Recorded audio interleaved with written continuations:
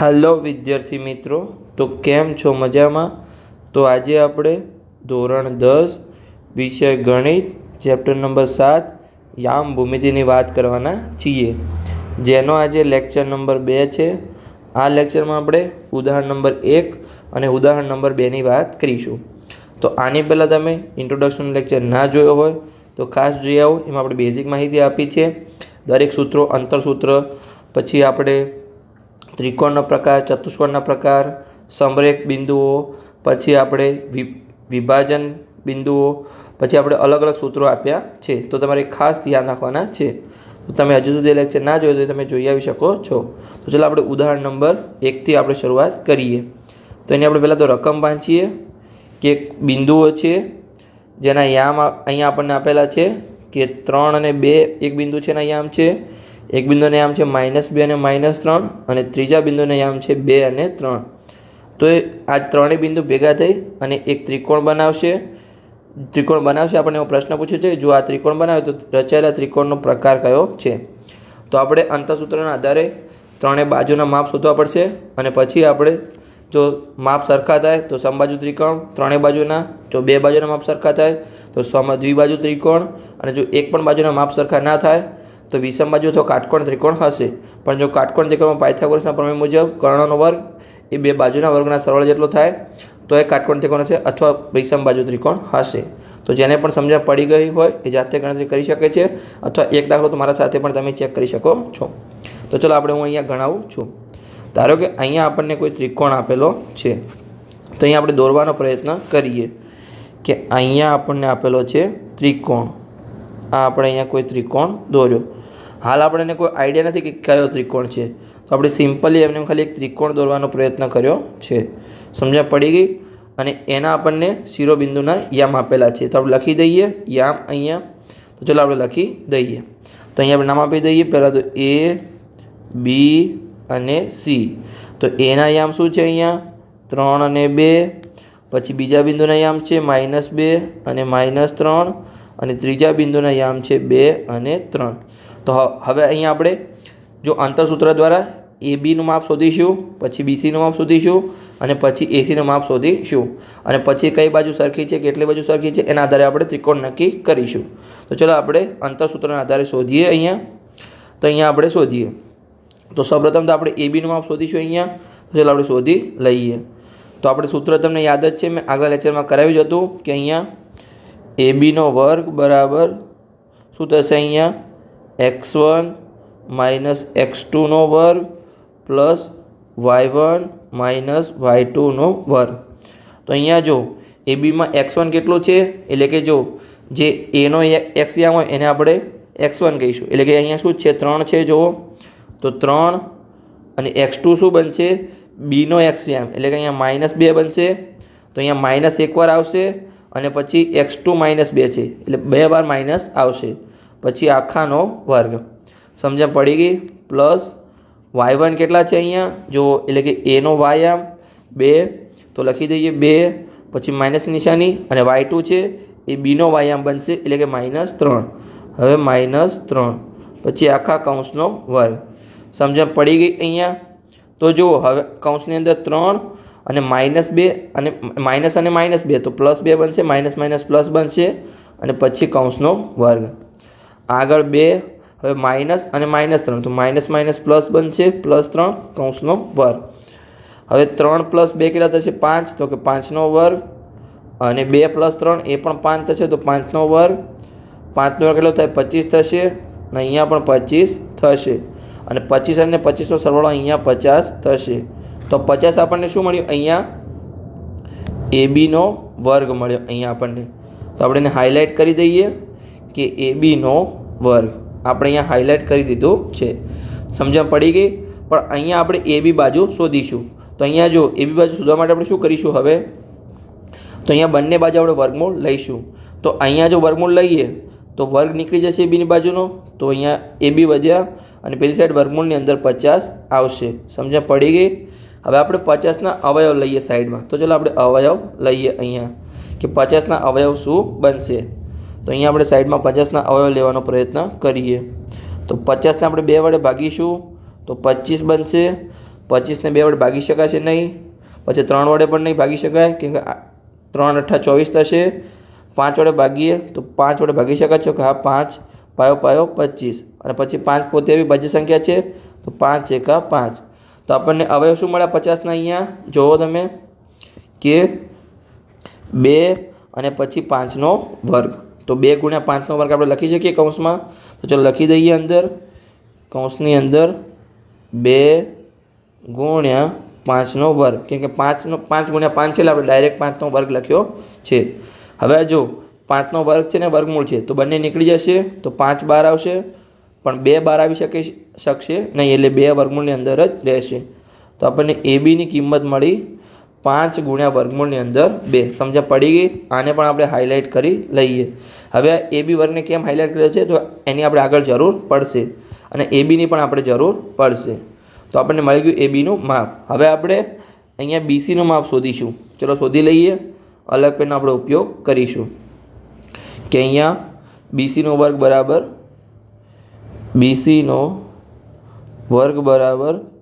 x1 - x2નો વર્ગ. આપણે અંતરસૂત્ર દ્વારા માપ શોધીશું. તેનું સૂત્ર તમારે ખાસ ધ્યાન રાખવાનું છે. x1 - x2નો વર્ગ પ્લસ y1 - y2નો વર્ગ. સમજણ પડી ગઈ? હવે આપણે કિંમત લઈએ તો કે જુઓ જે x1 હોય એ bનો LCM એટલે કે -2 અને x2 શું બનશે cનો LCM એટલે કે +2. તો લખી દઈએ અહીંયા કે -2 પછી વચ્ચે માઇનસની નિશાની અને x2 અહીંયા આપણા 2 છે અને આખા કૌંસનો વર્ગ પ્લસ આપણે y1 અને y2 શોધવા પડશે. તો જુઓ y1 છે એ bનો y બનશે એટલે કે -3 અને y2 છે એ cનો y બનશે એટલે કે +3. તો લખી દઈએ y1 = -3 પછી વચ્ચે માઇનસની નિશાની અને y2 3 અને આખા કૌંસનો વર્ગ. સમજ્યા પડી ગઈ? હવે જો -2 અને -2 તો એનો સરવાળો થશે પણ નિશાની માઇનસની આવશે તો અહીંયા -4નો વર્ગ બનશે. અહીંયા -3 અને -3 તો એનો સરવાળો થશે પણ નિશાની માઇનસની આવશે તો -6નો વર્ગ.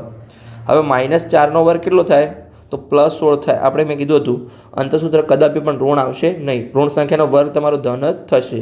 4નો વર્ગ પણ 16 થાય અને -4નો વર્ગ પણ 16 થાય. એટલે કે -4 × -4 અહીંયા આપણે ગુણાકાર કરીએ કે -4 × -4 તો માઇનસ પ્લસ થશે અને 4 × 4 16 થશે.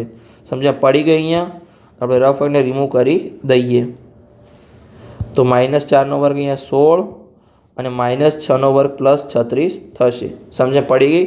-6નો વર્ગ કે 6નો વર્ગ કરો એ સરખો જ થાય. તો ચલો આગળની ગણતરી આપણે સરવાળો કરીએ.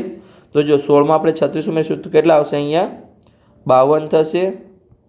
તો આપણે આ મળ્યું આપણને શું મળ્યું BCનો વર્ગ. હવે આપણે સિમ્પલી BC બાજુ શોધવાની છે. તો બંને બાજુ આપણે વર્ગમૂળ કરીશું. તો જો બંને બાજુ વર્ગમૂળ કરીએ તો અહીંયા તો BCમાં વર્ગ નીકળી જશે વર્ગમૂળ આવશે એટલે અને અહીંયા વર્ગની અંદર 52 વર્ગમૂળની અંદર 52 આવશે. હવે આપણે 52ના અવયવ પાડીએ. તો ચલો અવયવ લઈએ અહીંયા આપણે સાઈડમાં. તો 52ને જો પહેલાં આપણે 2 વડે ભાગીએ તો શું મળશે? અહીંયા આપણે 26 26ને 2 વડે ભાગીએ તો 13 મળશે અને 13 પોતે જ આવી ભાજ્ય સંખ્યા છે તો 13 × 13. તો અહીંયા આપણને અવયવ શું મળ્યા? 2નો વર્ગ × 13. તો આપણે લખી શકીએ કૌંસની અંદર 2નો વર્ગ કેમ કે 2 વખત છે તો એનો વર્ગ થઈ જાય. તો આપણે ડાયરેક્ટ લખી દઈશું 2નો વર્ગ × 13 વર્ગમૂળની અંદર 2નો વર્ગ × 13. હવે જો 2નો વર્ગ છે ને વર્ગમૂળ છે તો 2 તો વર્ગમૂળની બહાર નીકળી શકે કેમ કે વર્ગ અને વર્ગમૂળ કેન્સલ થઈ જશે પણ 13 બહાર નીકળી શકશે જ નહીં કેમ કે 13નો વર્ગ છે નહીં. સમજ્યા પડી ગઈ? આ આપણને મળી ગયું BCનું માપ કે 2 × વર્ગમૂળની અંદર 13. આપણને BCનું માપ મળ્યું અને BC વર્ગ આપણને 52 મળ્યું હતું. સમજણ પડી ગઈ? હવે આપણે છેલ્લી બાજુ શોધી લઈએ AC. જો આપણને ABનું માપ મળી ગયું BCનું માપ મળી ગયું હવે આપણે ACનું માપ શોધી લઈએ. ચલો આગળ સિમ્પલી ગણતરી કરી અને આપણે ACનું માપ શોધી લઈએ. કઈ પેનનો ઉપયોગ કરીએ? આપણે આ પેનનો ઉપયોગ કરીએ. તો અહીંયા હવે ACનો વર્ગ. તો ACનો વર્ગ બરાબર સૂત્ર શું બનશે? તમને અંતરસૂત્ર બોલો. x1 - x2નો વર્ગ પ્લસ y1 - y2નો વર્ગ. તો અહીંયા ચલો આપણે x1 x2 અને y1 y2 આપણે ફાઇન્ડ આઉટ કરીએ. તો અહીંયા જો AC છે તો x1 કેટલું બનશે? અહીંયા Aનો LCM તો કે +3 અને x2 શું બનશે? Cનો LCM. તો કે x1 3 છે અને x2 +2 છે, તો +3 અને +2. તો ચાલો આપણે લખી દઈએ +3 વચ્ચે માઇનસની નિશાની અને +2 એટલે કે આપણે એનો વર્ગ. સમજણ પડી ગઈ? પ્લસ હવે આપણે y1 અને y2 ફાઇન્ડ આઉટ કરીએ. તો ચાલો કરી લઈએ. તો y1 શું બનશે અહીંયા a નો y એટલે કે +2 અને y2 આપણું બનશે c નો y એટલે કે +3. તો 2 - 3 થશે. y1 - y2 2 - 3 થશે એના કૌંસનો વર્ગ. હવે જો 3માંથી 2 છે તો કેટલા વધશે અહીંયા 1, તો કે 1નો વર્ગ પ્લસ હવે 2માંથી 3 જશે તો નિશાની મોટાની આવશે અને મોટામાંથી નાનું બાદ થશે તો -1 આવશે, -1નો વર્ગ. તો 1નો વર્ગ શું થશે 1 અને -1નો વર્ગ પણ +1 થાય. 1 અને 1નો સરવાળો કરીશું તો અહીંયા 2 થશે. આ આપણને મળ્યું AC નો વર્ગ. આપણે AC શોધીશું તો બંને બાજુ વર્ગમૂળ કરીશું તો AC બરાબર આપણને મળ્યું વર્ગમૂળની અંદર 2. તો 2ના તો અવયવ પડશે નહીં, આપણને ડાયરેક્ટ જવાબ મળી ગયો. હવે આપણે ત્રણેય બાજુને સરખાવીએ કે શું ત્રણેય બાજુના માપ સરખા છે કે બે બાજુના માપ સરખા છે. તો આપણે ચલો સરખાવાનો પ્રયત્ન કરીએ કે અહીંયા આપણે ત્રણેય બાજુના અહીંયા સાઈડમાં માપ લખીએ. ખાલી અહીંયા આપણે કે AB બાજુ હતી, પછી BC હતી અને AC હતી. તો ચલો આપણે ત્રણેયના માપ લખીએ. તો અહીંયા તો જો ACનું માપ તો આપણે ઉપર લખેલું છે, વર્ગમૂળમાં 2 મળ્યો આપણને. BCનું માપ કેટલું મળે અહીંયા 2 વર્ગમૂળમાં 13, તો લખી દઈએ અહીંયા 2 વર્ગમૂળમાં 13. અને ABનું માપ કેટલું મળ્યું હતું આપણને અહીંયા જો 5 × વર્ગમૂળમાં 2, તો આપણને ABનું માપ મળ્યું હતું 5 × વર્ગમૂળમાં 2. તો શું ત્રણેય બાજુના માપ સરખા છે? તો કે ના, ત્રણેય બાજુના માપ સરખા નથી. પછી શું બે બાજુના માપ સરખા છે? એ પણ દેખાતું નથી. જો કોઈ પણ બાજુ બે બાજુના માપ સરખા નથી. તો હવે આપણા માટે શું ઓપ્શન છે? બે જ ઓપ્શન છે કે કયા ત્રિકોણ બની શકે? કાં તો કાટકોણ ત્રિકોણ બની શકે, કાટકોણ ત્રિકોણ, અને કાં તો વિષમ બાજુ ત્રિકોણ બની શકે, વિષમ બાજુ ત્રિકોણ. પણ મેં તમને કીધું હતું જ્યારે ત્રણેય બાજુના માપ સરખા ના હોય ત્યારે તમારે કાટકોણ ત્રિકોણ અથવા વિષમ બાજુ ત્રિકોણમાંથી બંને ત્રિકોણમાંથી એક હશે. પણ સૌપ્રથમ તમારે ચેક કરવાનું છે કે જે કર્ણનો વર્ગ હોય જે ત્રિકોણમાં કર્ણનો વર્ગ એ બે બાકીની બાજુના સરવાળા જેટલો થવો જોઈએ. એટલે કે સૌથી મોટી બાજુ કઈ છે? અહીંયા જો તમને સમજણ ના પડે કે વર્ગમાં આપેલું છે એટલે ખબર નથી પડતી કે કઈ બાજુ મોટી છે, તો તમારે વર્ગોનો ટ્રાય કરવાનો છે સરવાળો કરીને કે ત્રીજી બાજુના વર્ગ જેટલો થાય છે. તો ચાલો આપણે ટ્રાય કરીએ. તો સૌથી મોટો વર્ગ કોનો છે? તો અહીંયા જો ABનો વર્ગ કેટલો છે? અહીંયા આપણને 50 મળ્યો હતો. તો આપણે લખી દઈએ કે ABનો વર્ગ આપણને મળ્યો હતો 50. તો ABનો વર્ગ આપણને 50 મળ્યો. પછી BCનો વર્ગ કેટલો મળ્યો હતો? આપણને 52 મળ્યો હતો. BCનો વર્ગ આપણને મળ્યો હતો 52. અને ACનો વર્ગ કેટલો મળ્યો આપણને? અહીંયા ACનો વર્ગ આપણને મળ્યો 2. હવે જો કોઈ પણ બે વર્ગોનો સરવાળો ત્રીજા વર્ગ જેટલો થાય છે તો અહીંયા તમને સિમ્પલ જ દેખાય છે કે જે ABનો વર્ગ છે, ABનો વર્ગ પ્લસ ACનો વર્ગ એ અહીંયા BCના વર્ગ જેટલો થાય છે. કેમ કે જો ABનો વર્ગ કેટલો છે? 50 છે, ACનો વર્ગ 2 છે અને BCનો વર્ગ 52 છે. તો આ પણ 52 થાય છે. જો બંને બાજુ સરખું થયું તો આ કયો ત્રિકોણ બનશે? કાટકોણ ત્રિકોણ બનશે.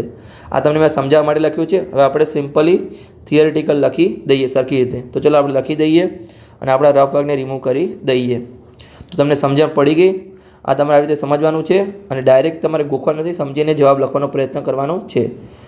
તો ચલો હવે આપણે જવાબ આપણો લખી દઈએ સરખી રીતે. તો ચલો લખી દઈએ કે સૌપ્રથમ તો અહીંયા આપણને શું પ્રશ્ન પૂછ્યો હતો કે જુઓ કે શું ત્રિકોણ બનાવશે? તો હમણાં આપણે હાલ જ ચેક કર્યું કે કાટકોણ ત્રિકોણ બનાવે છે.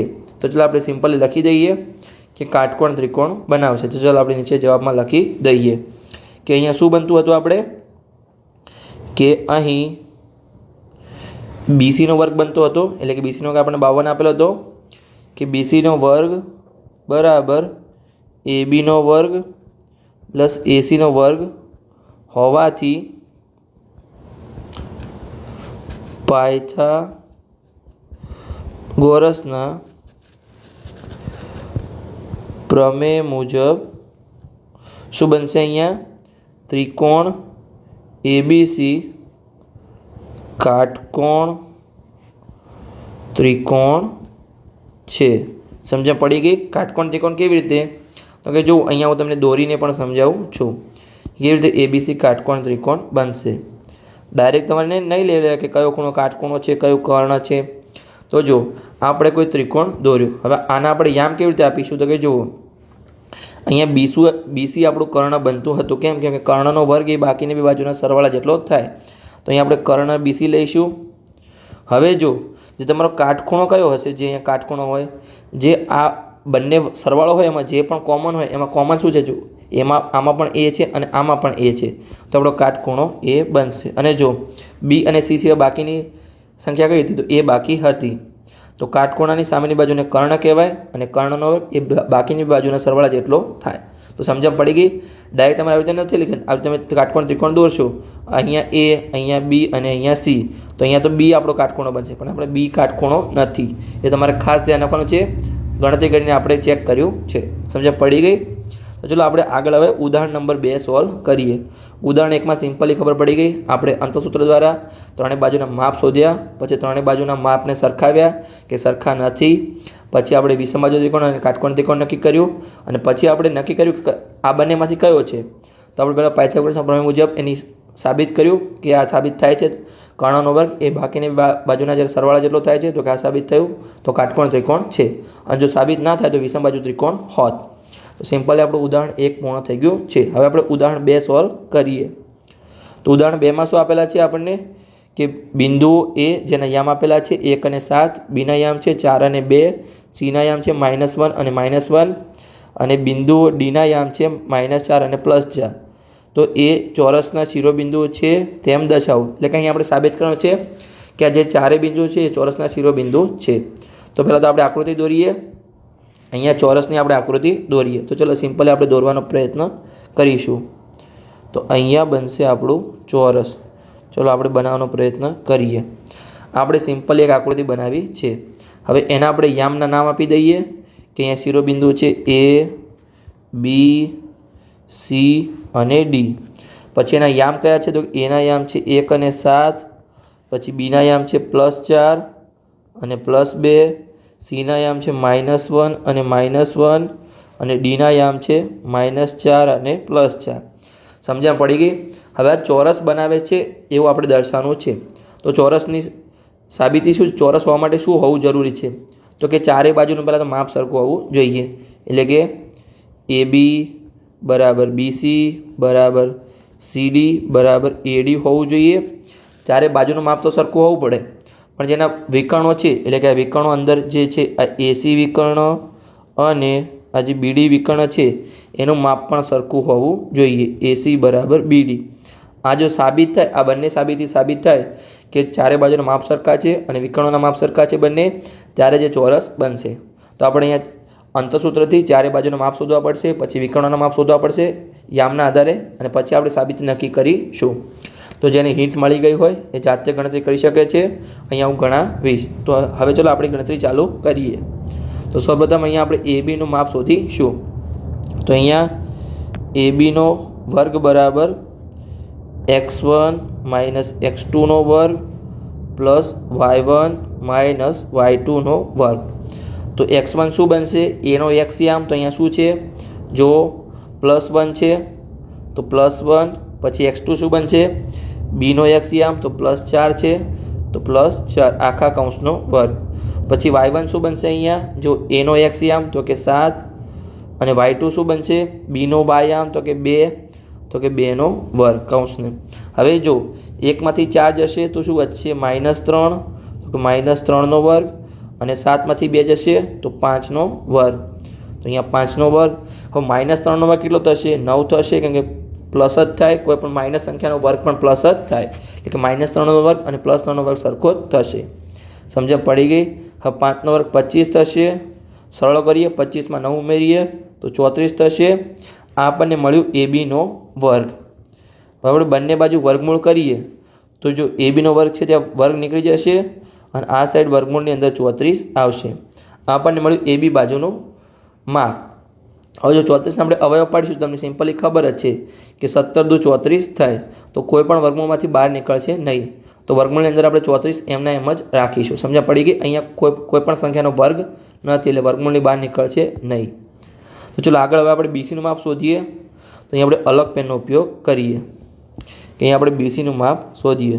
તો BCનો વર્ગ બરાબર x1 - x2. આ આંતરસૂત્ર છે, એ તમારે ખાસ ધ્યાન રાખવાનું છે. y1 માઇનસ y2નો વર્ગ. તો x1 કેટલું બનશે? બીનો એક્સયામ. તો અહીંયા શું છે જુઓ, +4. અને x2 શું બનશે? સીનો એક્સયામ એટલે કે -1.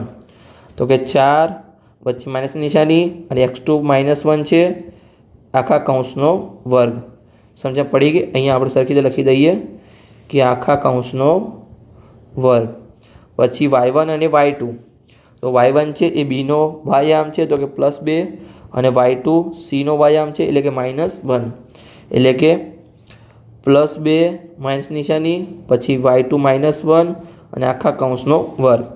હવે જો 4 તો કે 4 એમના એમ માઇનસ અને -1 તો બંનેનો ગુણાકાર થશે તો પ્લસ થશે +1નો વર્ગ. અહીંયા 2 પછી જો માઇનસ અને -1 તો એ પણ +1 થશે અને વર્ગ. 4માં 1 ઉમેરીશું તો 5નો વર્ગ અને અહીંયા 2માં 1 ઉમેરીશું 3નો વર્ગ. અહીંયા 5નો વર્ગ કેટલો થશે? 25 થશે અને 3નો વર્ગ 9 થશે. 25માં 9 ઉમેરીશું તો કેટલા થશે? અહીંયા 34 થશે. આ આપણને મળ્યું BCનો વર્ગ. હવે બંને બાજુ આપણે વર્ગમૂળ કરીએ તો BCનું માપ મળી જાય. તો અહીંયા આપણને BC બરાબર વર્ગમૂળમાં 34. બંને બાજુ આપણે વર્ગમૂળ કર્યું તો BCનું વર્ગ નીકળી ગયો અને પેલી સાઈડ વર્ગમૂળની અંદર 34 આવી ગયું. તો આપણને મળ્યું BCનું માપ. તો આપણે દરેક બાજુને હાઇલાઇટ કરતા જઈએ. ABનું માપ પણ 34 મળ્યું વર્ગમૂળમાં, BCનું માપ પણ વર્ગમૂળમાં 34 મળ્યું. ચારે બાજુનું માપ સરખું થાય ત્યારે જ આ ચોરસ બનશે. તો હવે આપણે CDનું માપ શોધીએ. ચાલો અહીંયા આપણે ગણતરી કરીએ. તો પહેલાં આપણે સૂત્ર લખીએ કે CDનો વર્ગ બરાબર x1 માઇનસ x2નો વર્ગ પ્લસ y1 માઇનસ y2નો વર્ગ. તો અહીંયા x1 શું બનશે? સીનો એક્સયામ અને x2 બનશે ડીનો એક્સયામ. તો અહીંયા જુઓ કેટલું છે, તમે જુઓ આપણે રેડ પેનથી દર્શાવીએ કે x1 અહીંયા -1 છે અને x2 છે -4 છે કેમ કે x1 સીનો એક્સયામ અને x2 ડીનો એક્સયામ બનશે એટલે કે -1 અને -4. તો અહીંયા આપણે લખી શકીએ પહેલાં તો x1 છે એ -1 છે વચ્ચે માઇનસ નિશાની અને x2 પણ -4 છે અને પછી આખા કૌંસનો વર્ગ. સમજણ પડી ગઈ? આગળ આપણે y1 અને y2 શોધીએ. તો જુઓ સીડીની અંદર y1 શું બનશે? -1 અને y2 બનશે +4. તો ચાલો લખી દઈએ કે y1 છે -1 છે વચ્ચે માઇનસ છે એટલે માઇનસ નિશાની અને y2 +4 છે એટલે એમના એમ અને આખા કૌંસનો વર્ગ.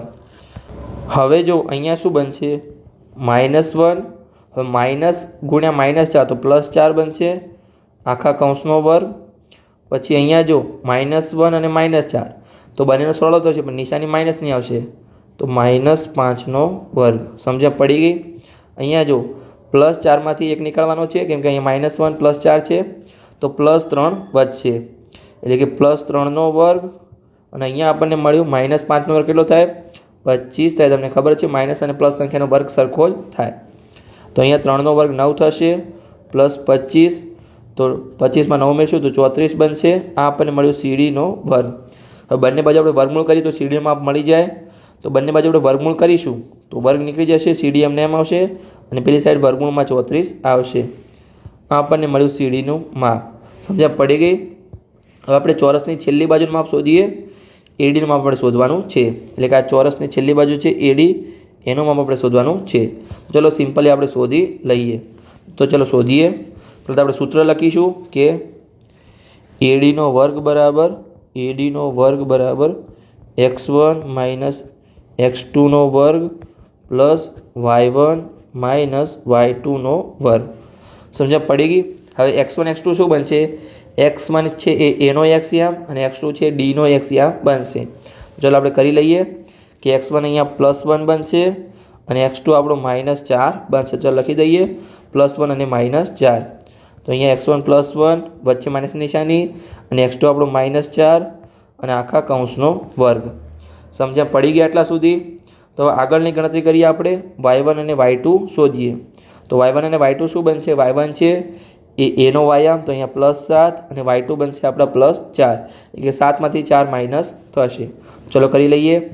y1 છે આપણો +7 વચ્ચે માઇનસ નિશાની અને y2 આપણા +4 છે આખા કૌંસનો વર્ગ. આટલા સુધી સમજણ પડી ગઈ? તો જો હવે +1 માઇનસ ગુણ્યા -4 તો +4 બનશે આખા કૌંસનો વર્ગ. અને પછી જો 7માંથી 4 જશે તો શું વધશે? 3 એટલે કે 3નો વર્ગ. અહીંયા જો 4 + 1 તો કે 5નો વર્ગ બનશે અને અહીંયા આપણે 3નો વર્ગ. તો 5નો વર્ગ 25 બનશે અને 3નો વર્ગ 9 બનશે. 25માં 9 ઉમેરીશું તો 34 બનશે. આ આપણને મળ્યું એડીનો વર્ગ. બંને બાજુ આપણે વર્ગમૂળ કરીએ તો આપણને એડીનું માપ મળી જાય. તો એડી બરાબર આપણને મળશે વર્ગમૂળમાં 34. કે બંને બાજુ આપણે વર્ગમૂળ લીધું તો અહીંયા આગળ તો વર્ગ હતો તો વર્ગ નીકળી ગયો, વર્ગ અને વર્ગમૂળ ઉડી ગયું, તો અહીંયા આપણને વર્ગમૂળમાં 34 મળ્યું. સમજણ પડી ગઈ? તો અહીંયા જો ચારે બાજુનું માપ આપણે લઈ લીધું. હવે જો ચારે બાજુનું માપ તો સમાન છે, આપણે વર્ગમૂળમાં 34 મળી ગયું. તો શું આ ચોરસ છે? હજુ ચોરસ માટે એક બીજી શરત છે કે તમારે વિકર્ણો પણ સમાન હોવા જોઈએ. બાજુના માપ તો સમાન હોવા જોઈએ પણ વિકર્ણોના માપ પણ સમાન હોવા જોઈએ. તો ચલો અંતસૂત્ર દ્વારા આપણે વિકર્ણોના માપ પણ શોધી લઈએ. તો ચલો આપણે શોધીએ. એસી અને બીડીનું માપ આપણે શોધવું પડશે. તો ચલો આપણે અહીંયા શોધીએ. તો અહીંયા હવે આપણે એસીનો વર્ગ કરીશું. તો એસીનો વર્ગ બરાબર અંતસૂત્ર શું છે? x1 - x2 નો વર્ગ પ્લસ y1 - y2 નો વર્ગ. x1 શું બનશે? a નો એક્સિયામ અને x2 બનશે c નો એક્સિયામ. તો ચલો આપણે જોઈ લઈએ અહીંયા કે શું છે. તો જો a નો એક્સિયામ શું છે? અહીંયા +1 છે અને c નો એક્સિયામ -1 છે. તો +1 અને -1 x1 અને x2. તો અહીંયા જો x1 +1 વચ્ચે માઇનસ એટલે માઇનસની નિશાની અને x2 -1 અને આખા કૌંસનો વર્ગ. સમજણ પડી ગઈ? હવે y1 અને y2 તો એ પણ આપણે શોધી લઈએ. તો y1 શું છે? અહીંયા a નો વાયામ તો કે અહીંયા +7 છે અને y2 c નો વાયામ એટલે -1 છે, એટલે કે +7 અને -1. તો કે y1 +7 માઇનસ અને y2 છે -1 આખા કૌંસનો વર્ગ. હવે જો 1 એમના માઇનસ ગુણ્યા -1 તો +1 બની જશે અને આખા કૌંસનો વર્ગ. હવે અહીંયા જો 7 માઇનસ અને -1 તો કે +1 બની જશે અને આખા કૌંસનો વર્ગ. 1 + 1 શું થશે? 2 તો કે 2નો વર્ગ અને અહીંયા 7 + 1 તો કે 8નો વર્ગ. 2નો વર્ગ 4 થશે અને 8નો વર્ગ 64 થશે. તો 64 આપણે 4 ઉમેરીશું તો 68 થશે. આ આપણને મળ્યું એસીનો વર્ગ. તો આપણે બંને બાજુ વર્ગમૂળ કરીશું તો અહીંયા એસી આવશે અને અહીંયા વર્ગમૂળની અંદર 68 આવશે. સમજણ પડી ગઈ? આપણે વર્ગમૂળની બહાર હજુ આગળ ગણતરી કરવાની કોઈ જરૂર નથી, કેમ કે અહીંયા આપણે ખાલી સરખાવવાનું જ છે કે સરખા થાય છે કે નહીં. એટલે આગળ આપણે જશું નહીં, અહીંયા વર્ગમૂળની અંદર જ રાખીશું. હવે આપણે બીડીનું માપ શોધવાનું છે કે બીડી વિકર્ણ. તો એના માટે અહીંયા આપણે સૂત્ર લખી દઈએ. પહેલાં તો કે બીડીનો વર્ગ બરાબર x1 - x2 નો વર્ગ પ્લસ y1 - y2 નો વર્ગ. તો ચાલો આપણે x1 x2 અને y1 y2 આપણે ફાઇન્ડ આઉટ કરી લઈએ. તો બીડી તો કે અહીંયા જુઓ બીમાં x1 શું છે? અહીંયા +4 અને ડીમાં x શું બનશે? -4 બનશે, એટલે કે x2 -4 બનશે અને x1 +4 બનશે.